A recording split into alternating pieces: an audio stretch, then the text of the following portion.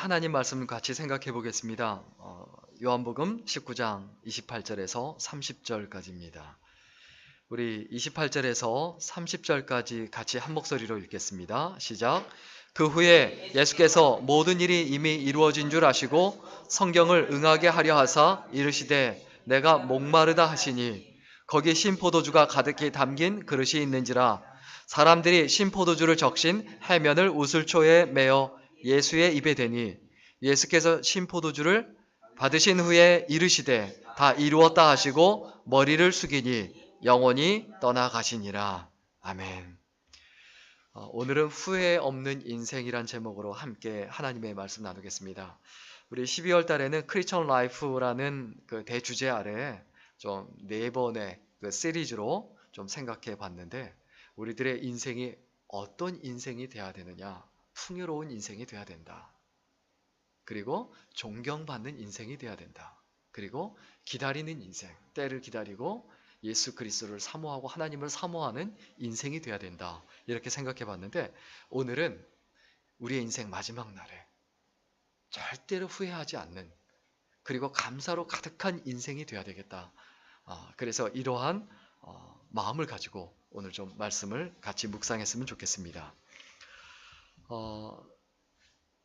사실 K-팝을 듣고 은혜 받는다라고 하면 좀 안 좋지만 제가 음악을 좋아하다 보니까 상당히 좀 마음의 감동이나 또 심지어 좀 강하게 표현하며 은혜를 받을 때가 있어요.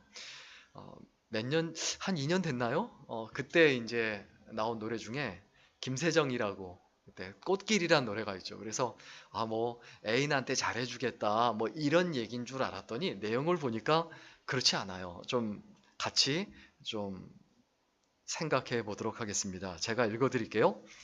세상이란 게 제법 춥네요. 많이 춥네요. 당신의 안에서 살던 때보다 모자람 없이 주신 사랑이 과분하다 느낄 때쯤 난 어른이 됐죠.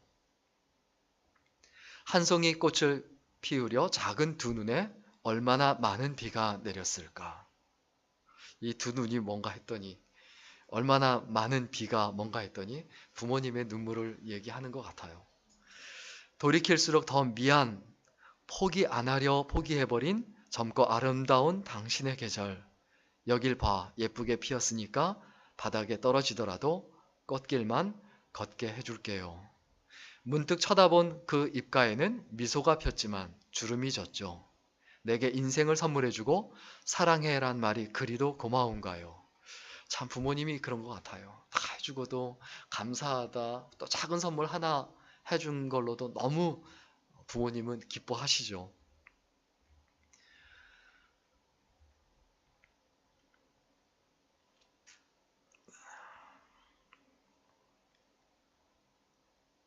참, 이 부분을 생각해 보면서 너무 마음이 아프고 좀 어려워지더라고요. 나이가 들어가면 점점 더 그런 것 같아요. 또 그 다음 부분에 보면 한 송이 꽃을 피우려 작은 두 눈에 얼마나 많은 비가 내렸을까.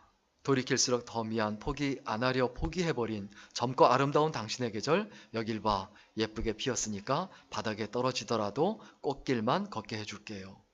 겨울이 와도 마음속에 봄 향기가 가득한 건 한결같이 시들지 않는 사랑 때문이죠. 짧은 바람 같던 시간, 날 품에 안고 흔들림 없는 화분이 되어준 당신의 세월 여길 봐, 행복만 남았으니까 다 내려놓고 이 손 잡아요. 꽃길만 걷게 해줄게요. 사실 우리가 인생을 살아내서 우리가 아이를 낳았는데 우리의 자녀들이 나에게 이런 마음을 가지고 이런 노래를 불러준다면 그래도 괜찮은 인생인 것 같아요. 꽃길만 걷게 해주겠다. 사실 후회 없는 인생이 되려면 누군가에게 감사의 대상이 돼야 돼요. 대단히 성공하고 대단히 잘 되고 대단히 무슨 엄청난 직장을 갖고 건물을 소유하고 건물주가 되고 인기를 얻고 그것만이 성공이 아니에요. 진짜 성공은 뭐냐? 감사의 대상이 되는 거예요. 그래서 저도 개인적으로 늘 그런 마음을 가지고는 삽니다. 그냥 다른 거 필요 없다. 나중에 그냥 고맙다. 그 한마디 말만 들었으면 좋겠다. 감사의 대상이 되려면 사랑하는 삶을 살아야 합니다. 계속 부모님이 자식을 사랑하듯 계속 사랑해야 돼요. 그리고 꽃길만 걷게 해주려는 그런 마음 가지고 늘 대해야 되죠. 여러분, 부모가 자식을 사랑한다면 어떻게 살아갈까요? 그리고 선생님이 학생을 사랑한다면 어떻게 살아갈까요? 진짜 목회자가 성도님들을 사랑한다면 어떻게 살아갈까요? 그건 어디에 답이 있습니까? 예수님이 우리를 사랑하시니까 어떻게 살아가셨습니까? 그거 보면 그대로 답이 나와요.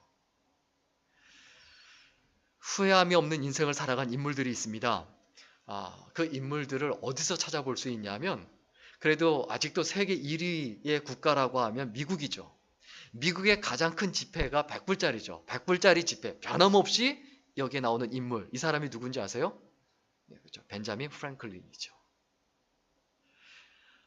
이 벤자민 프랭클린의 그 유명한 13가지 덕목이 있어요. 그거 하나하나 보면 야, 정말 미국인들의 삶에 그의 덕목이 배어 있어요. 그것대로 살아가요. 그리고 한국하면 한국은 5만 원짜리 지폐가 가장 큰 지폐죠. 그렇죠? 그 5만 원짜리 지폐 누가 있습니까? 영광스럽게도 남자가 아니고 여자분이죠. 이 신사임당이 사실 율곡 2도 아니고 이 지폐 인물이 되어 있는데 이 신사임당의 그 교육 아래 율곡 2가 성장을 했고 그리고 율곡 2 하면 자경문이라고 그 11조가 있어요. 그게 사실은 한국 사람들의 삶에 굉장히 많이 배어 있습니다.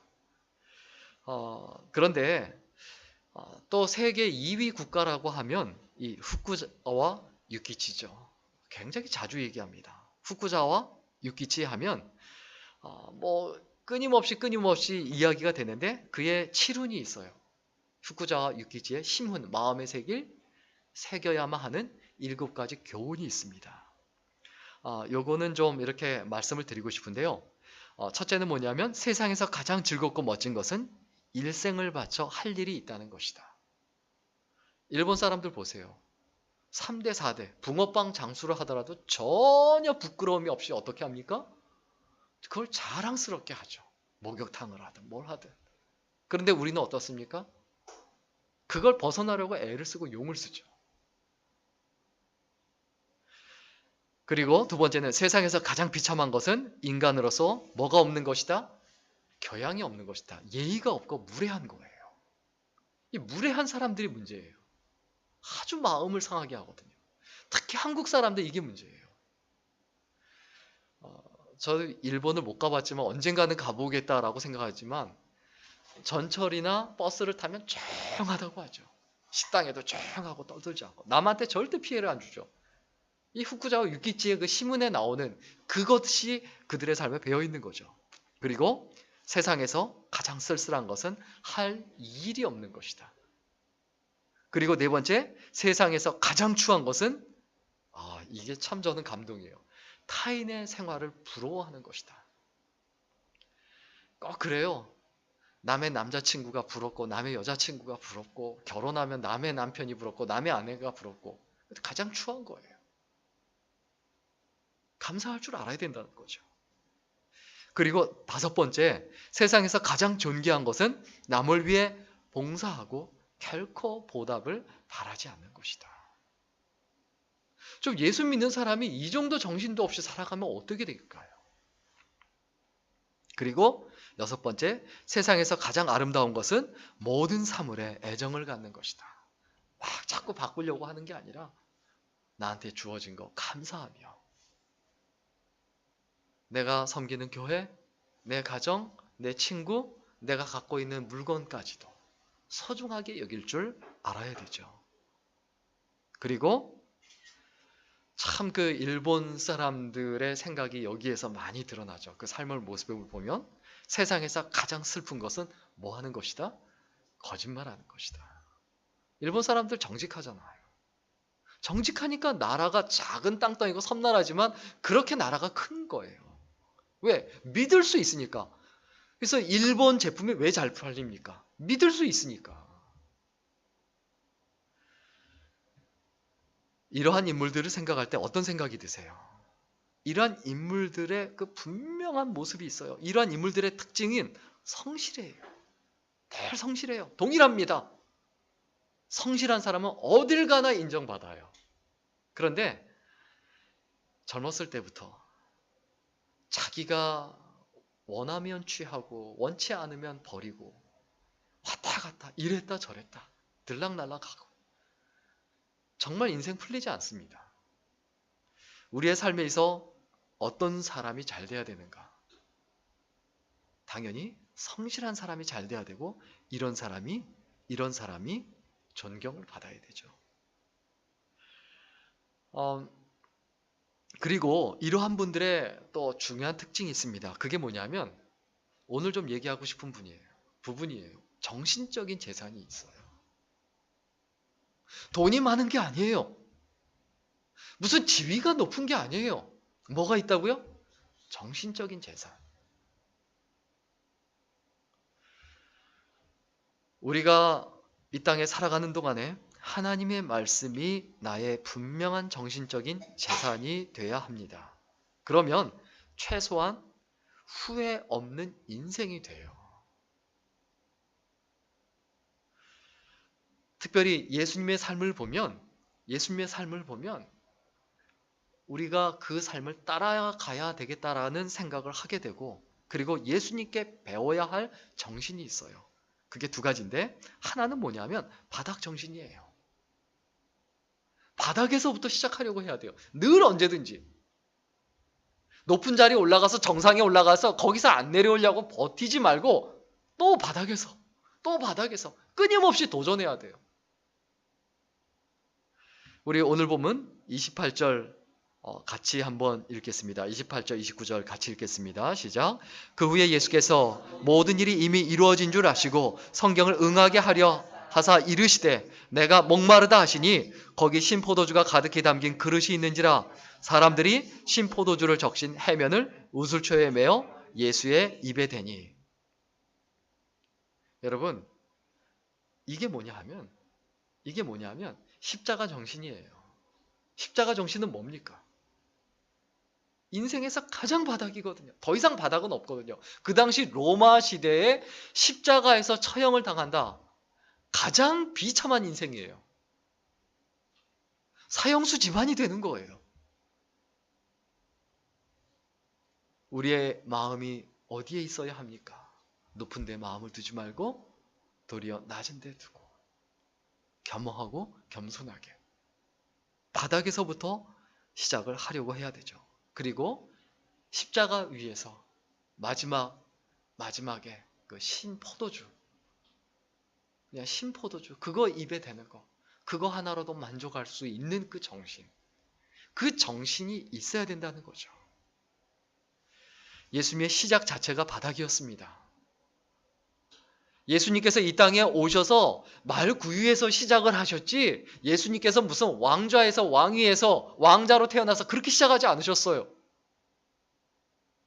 우리 누가복음 2장 7절에 있는 말씀 보면 우리 같이 읽을까요? 시작. 첫 아들을 낳아 강보로 싸서 그 위에 뉘었으니 이는 여관에 있을 곳이 없음이로라. 예수님도 이렇게 사셨는데 나도 이렇게 살겠다. 이런 정신이 있어야 되죠. 오늘 교회 이제 인테리어를 하는데 저는 그분이 워낙 혼자서 집도 짓고 이렇게 다 하시고 그런 분이기 때문에 뭐 쉽게 다 하시는 줄 알았어요. 근데 오늘 아침을 먹는데 저한테 갑자기 이러시더라고요. 같이 일할 사람 없냐고. 그래서 갑자기 당황스러워서 나 있다고. 나 있지 않냐고. 그래서 붙잡혀서 아침부터 하루 종일 일하는데 그 계단을 수십 번 오르락내리락하고 그때 드는 생각이 뭐였냐면 어떤 생각이었냐면 야 이거 내가 이 노가다 하기 싫어갖고 죽으라고 공부했는데 이게 내가 뭐 하고 있는 건가 이런 생각이 드는데 근데 재밌어요. 왜 그렇습니까? 왜 그렇습니까? 뭐가 하나하나 되어지는 걸, 이건 남의 이야기가 아니고 나의 이야기고 우리들의 이야기고, 그리고 우리가 같이 누릴 수 있는 거기 때문에 즐거운 거예요. 뭔가 완성이 돼가잖아요. 하나하나 되어가는 것. 그게 다른 사람이 아니라 나를 통해서 되어간다는 것, 내가 내 인생의 주인공이 되고 우리들의 삶에 있어서 주역이 되고 이끄는 사람이 되고 있다는 걸 의미하거든요. 그 바닥 정신이 없으면요, 절대 되지 않습니다. 세상에서 제일 쉬운 게 뭡니까? 남의 돈 갖다가 쉽게 쉽게 사는 거죠. 남의 거 뺏어서. 그러나 그건 바닥 정신이 아닙니다. 예수 믿는 사람은 어떤 생각을 가져야 합니까? 말구유에서, 십자가 위에서. 시작이 말구유고 내가 끝나는 것은 십자가다. 이게 진짜 바닥 정신이에요. 그 정신 갖고 살아보세요. 인생이 잘못될 수가 없어요. 후회로 가득 찬 인생이 될 수가 없어요. 감사로 가득 찬 인생이 되죠. 바닥 정신을 가지면 우리한테 몇 가지 유익이 옵니다. 하나는 뭐냐면 생각의 크기가 커져요. 사람이 넉넉해져요. 쉽게 얘기하면 조그만 거 쓸데없는 거 갖고 안 삐져요. 여러분 잘 삐지죠? 어떠세요? 뭐 약간 삐졌다가 좀 이렇게 넘어가고 그러지만 사람은 원래 잘 삐집니다. 별거 아닌 거 가지고도 속상하고 힘들고. 그런데요, 이 바닥 정신을 가진 사람은 웬만한 일로 흔들리지 않습니다. 넘어지지도 않아요. 바닥인데 뭘 넘어져요. 떨어질 곳이 없죠. 그리고 바닥 정신은 어려움을 극복하게 합니다. 힘든 거를 극복하게 해요. 그리고 바닥 정신을 갖고 있는 사람은 어떠냐 하면 인내합니다. 인내의 근성을 갖고 있어요. 그래서 뭔가 하나 해야 되겠다 하면 끝까지 해내요. 인생에서 전혀 실패하지 않는 사람이 있습니다. 그 사람은 어떤 사람이냐? 포기하지 않는 사람이죠. 또 다른 한 사람은 아무것도 안 하는 사람. 도전도 안 했으니 실패할 일도 없는 거죠. 비참한 인생이죠. 우리가 이 땅에 살아가는 동안에 인내해야 되는데 인내할 일이 있어야죠. 인내할 일을 계속 싫어하니까 아무것도 안 되죠. 가장 중요한 거, 바닥 정신을 갖고 있는 사람은 삶 자체가 기뻐요. 기쁨이 계속 생겨난다는 거예요. 그래서 조그만 것만 해줘도 너무너무 고마워하고 감사한다는 거예요. 어떤 정신을 갖고 사시겠습니까? 나는 적신으로 나와서 아무것도 없이 태어나서 적신으로 돌아간다. 아무것도 없이 돌아간다. 이것을 절대로 잊어버리지 말아야 합니다. 그리고 한 가지 더, 예수님 하면 예수님이 어떤 정신을 가지고 이 땅에 사셨습니까? 목표가 분명하셨어요. 내가 왜 사는지, 내가 무엇을 위해서 사는지, 그리고 내가 어떤 것을 위해서 밥을 먹고 사람을 만나고 순간순간 매일매일 살아가는지 이게 분명했어요. 무슨 얘기입니까? 목표의식이 뚜렷했다는 거예요. 여러분, 흐지부지 살지 말아야 합니다. 내가 아침에 일어나서 내가 어떤 정신과 어떤 목표를 가지고 하루를 보내고 있는가, 이게 분명해야 합니다. 이게 분명할 때 결국 어떤 자리에 이르게 됩니까? 오늘 보면 30절 같이 읽을까요? 같이 읽겠습니다. 시작. 예수께서 신 포도주를 받으신 후에 이르시되 다 이루었다 하시고 머리를 숙이니 영원히 떠나가시니라. 다 이루었다. 다 이루었다. 우리가 우리의 인생 마지막에서 다 이루었다라고 말할 수 있는 인생이 되려면 어떻게 해야 됩니까? 매일매일 목표의식을 가지고 살아가야 돼요. 이게 진정한 정신적인 힘이고 그리고 능력이 됩니다. 스티브 잡스나 그 워런 버핏, 빌 게이츠 같은 사람은 옷을 계속 똑같은 옷만 입어요. 계속. 특히 주커버그가 강연 중에 두 가지 질문을 받았죠. 항상 왜 회색 옷만 입고 다닙니까? 그때 뭐라고 말합니까? 내가 일을 하기 바쁜데 옷 고르고 옷 사러 다니고 여기에 신경 쓰고 싶지 않다. 그러니까 똑같은 옷 그냥 자기가 마음에 드는 거 한 가지 사서 계속 그것만 돌려 입는 거예요. 그리고 또 하나의 그 질문을 받았는데 그 질문은 뭐냐면 많은 어려움을 어떻게 극복했습니까?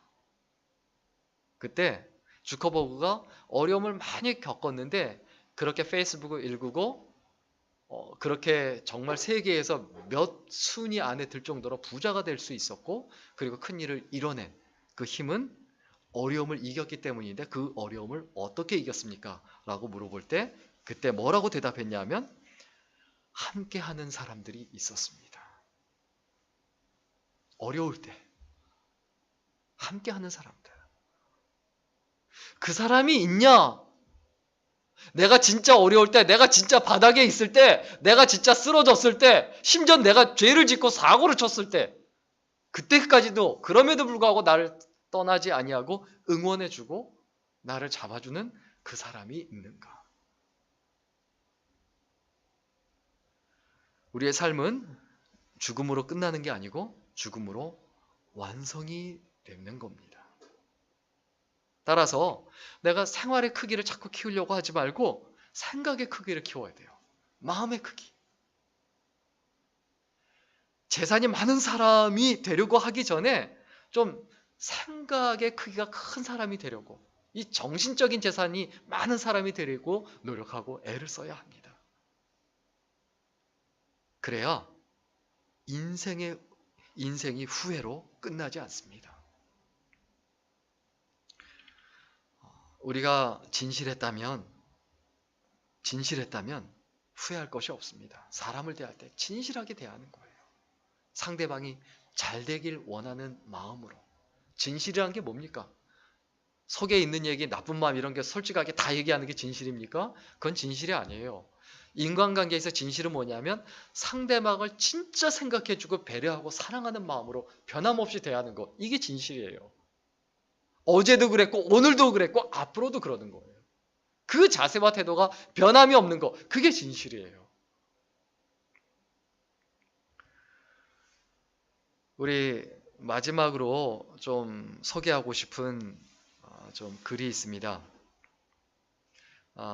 이채라는 시인이 지은 아버지의 눈물이라는 시입니다. 여기에 보면 이런 내용입니다. 좀 상당히 길지만 그래도 깊이 좀 묵상했으면 좋을 것 같아서 좀 소개해 드리겠습니다.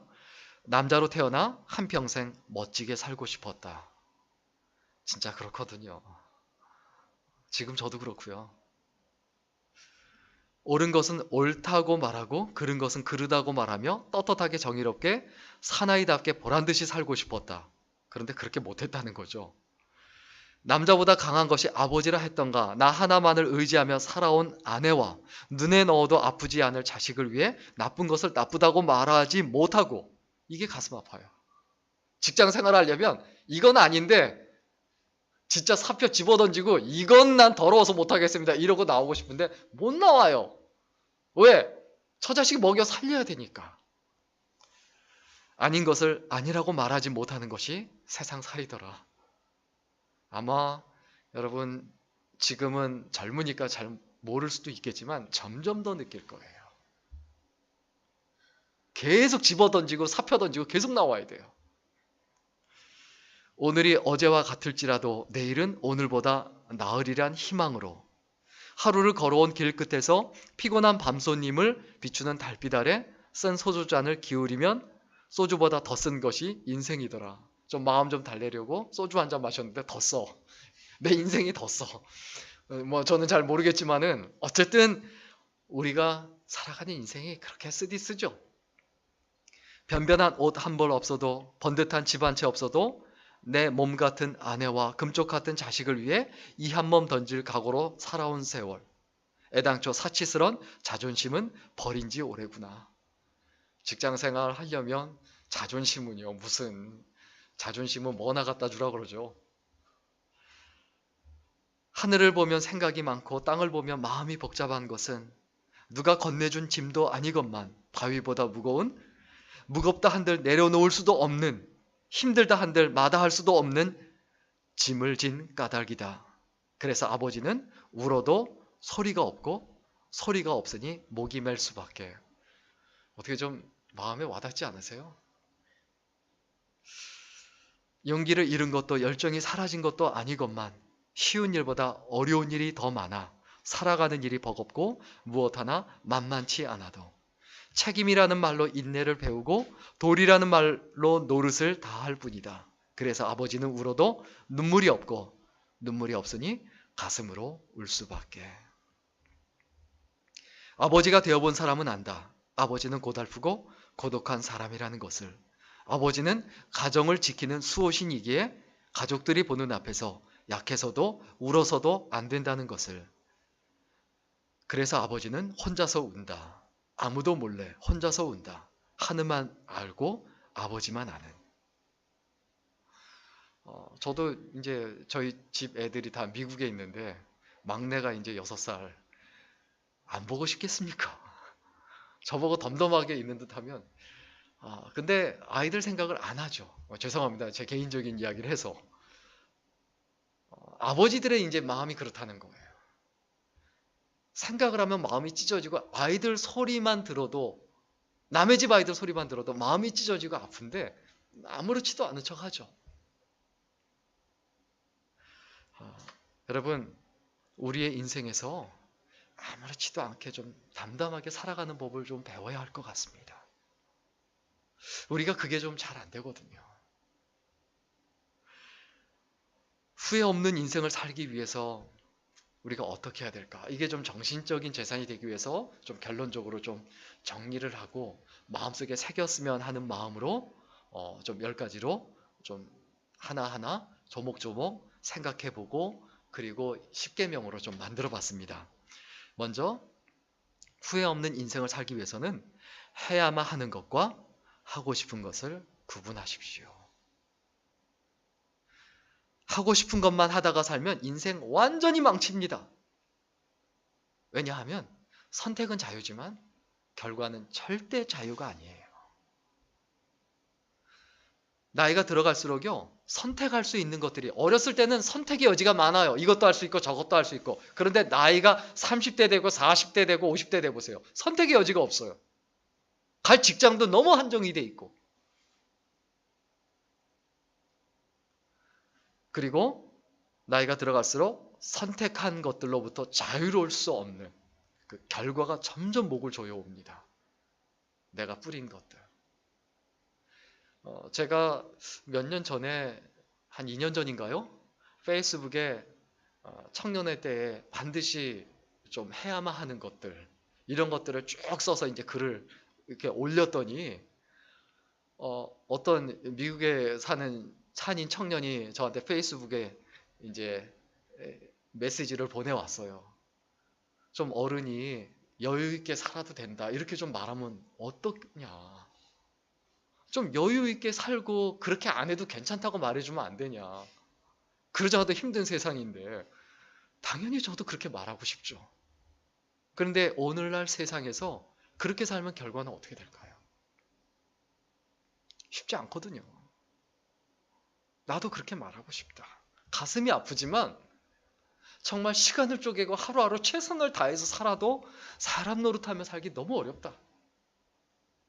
효도는커녕 속 안 썩이는 것도 어렵다. 여러분, 해야만 하는 것과 하고 싶은 것을 반드시 구분하십시오. 해야만 하는 것을 해야 돼요.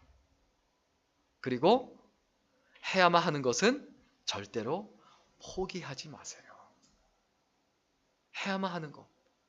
내가 하고 싶은 것은 포기할 수 있어요. 그렇잖아요. 그거 포기해야 돼요.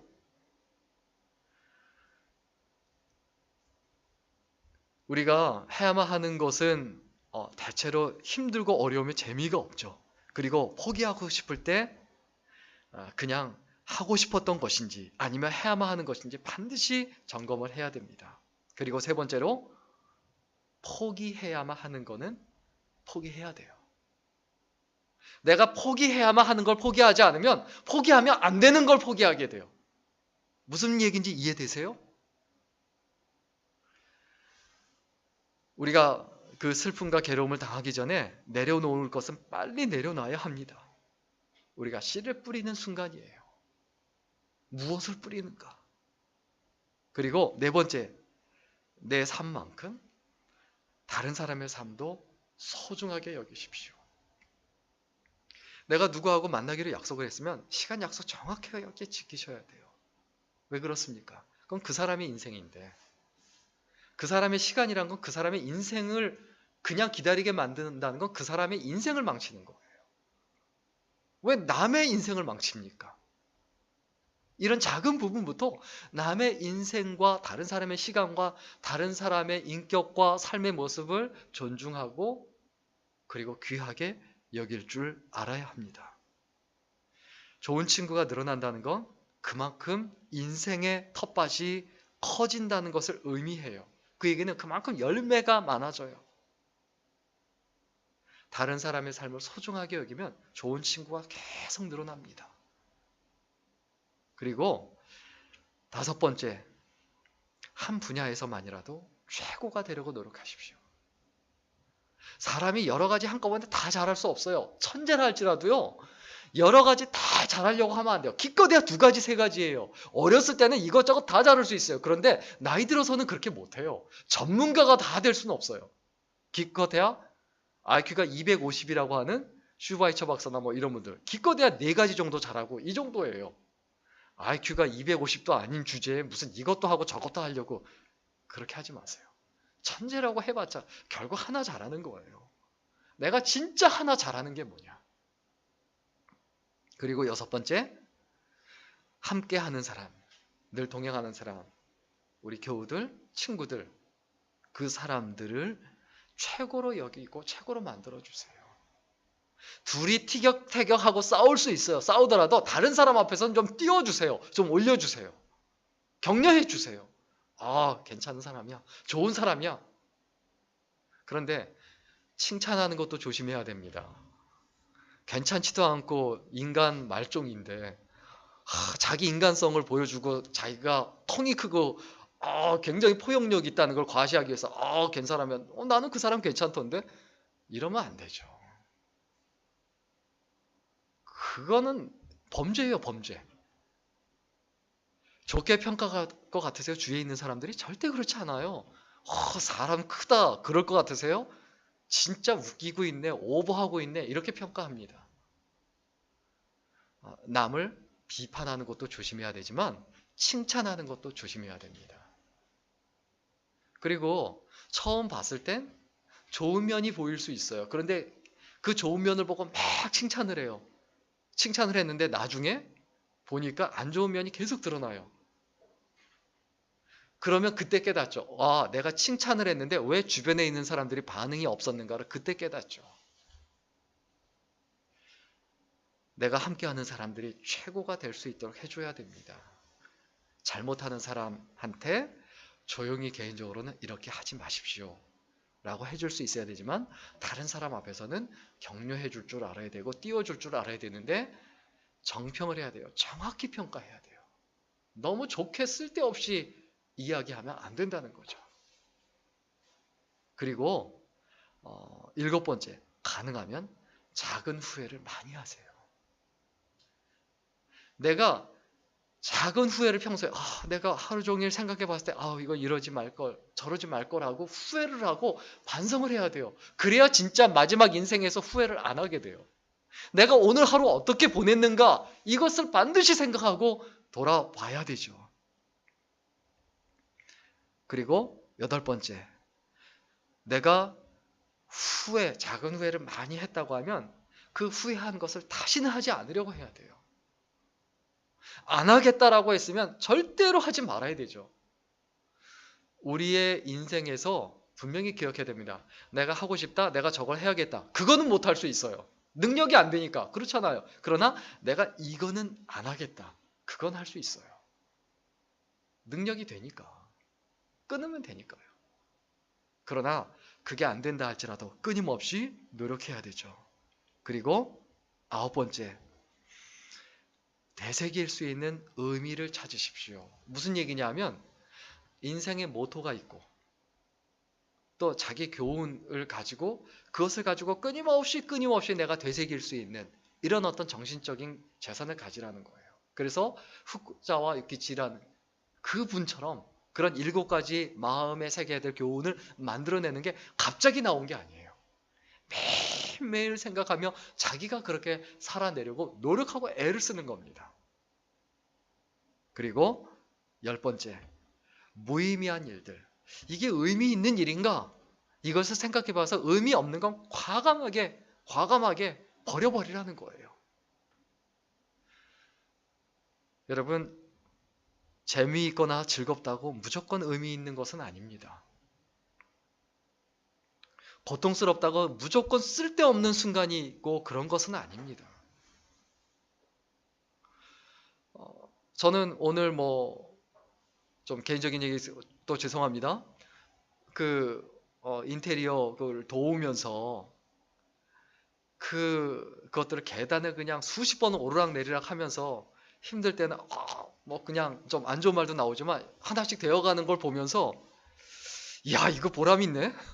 이거 괜찮네? 마무리 제대로 했네? 이런 생각이 들지 뭐가 더 의미 있는가? 내가 신나게 놀고 여기에 의미가 있습니까? 뭐가 더 의미가 있습니까? 우리의 삶에서 정말 의미 있는 것이 무엇인지를 생각해 봐야 합니다. 내가 말한 것, 행동한 것. 정리하고 마치겠습니다. 후회 없는 인생이 되어야 합니다. 후회 없는 인생이 되려고 하면 결국 다른 사람이 나에 대해서 감사하는 마음을 가질 수 있도록 최선을 다해서 살아야 돼요. 그렇다고 나를 이용하는 사람한테 이용당하지는 말고요. 이 차이를 분명히 기억하셔야 됩니다. 절대로 이용당하지 마세요. 그리고 예수님처럼 가져야 될 정신이 있습니다. 하나는 뭐냐면 십자가 정신이죠. 그게 뭡니까? 바닥 정신. 나는 빈몸으로 태어나서 빈몸으로 돌아간다. 말구이에서 태어나서 십자가에서 죽는 게 그게 내 인생이다. 이게 예수님의 정신이에요. 예수님은 그걸 다 알고 계셨잖아요. 처음부터. 우리도 알고 있어야 돼요. 알고 있는 건 뭡니까? 그냥 내가 그 길을 가는 거예요. 내 인생도 내가 목적지를 정해놓고 십자가 그게 내 길이다 정해놓고 그 길을 그냥 가면 돼요. 그러다 보면 반드시 영광이 옵니다. 부활이 옵니다. 그리고 목표의식이 분명해야 되죠. 내가 왜 사는가? 그 목표가 나의 진짜 정신이고 그래야 후회함이 없는 인생이 됩니다. 여러분, 올 한 해 마지막인데 우리 참 여러분 정말 제 마음속에 담을 수밖에 없죠. 이 귀하고 소중한 시간에 친구들과 놀러 다니지 아니하고 망년에 가지 아니하고 성구영신 예배 참석해서 이와 같이 함께 한다라는 것, 서로에게 정말 귀하고 소중한 사람들이고 마음에 담을 사람들입니다. 우리 하나님 앞에 서로에게 소중한 사람이 돼야 되겠다. 다시 한번 각오하고 결심하고 후회 없는 인생이 돼야 되겠다. 각오하고 결심하는 아름다운 삶이 될 수 있기를 간절히 주의 이름으로 축원합니다. 기도하겠습니다. 살아계신 하나님, 한 번밖에 없는 인생인데 후회로 가득한 삶이 아니라 감사로 가득하며 은혜로 가득한 삶이 되게 하시고 우리 주변에 있는 이들에게 나처럼 사십시오라고 말할 수 있는, 주장할 수 있는 복된 삶, 아름다운 삶, 올바른 삶이 될 수 있도록 축복하시고 인도해 주옵소서. 우리는 빈몸으로 태어나서 빈몸으로 돌아간다는 것을 기억하고 감사하게 여기며 삶의 작은 일에도 감사함으로 기뻐하며 살아갈 수 있도록 붙들어 주시고, 그리고 또한 하루 종일 살아가면서 내가 해야 될 것이 무엇인지, 하지 말아야 할 것이 무엇인지를 되새기며 세월을 속량하는 우리들이 되게 하여 주옵소서. 감사드리며 예수님의 이름으로 기도드렸습니다. 아멘.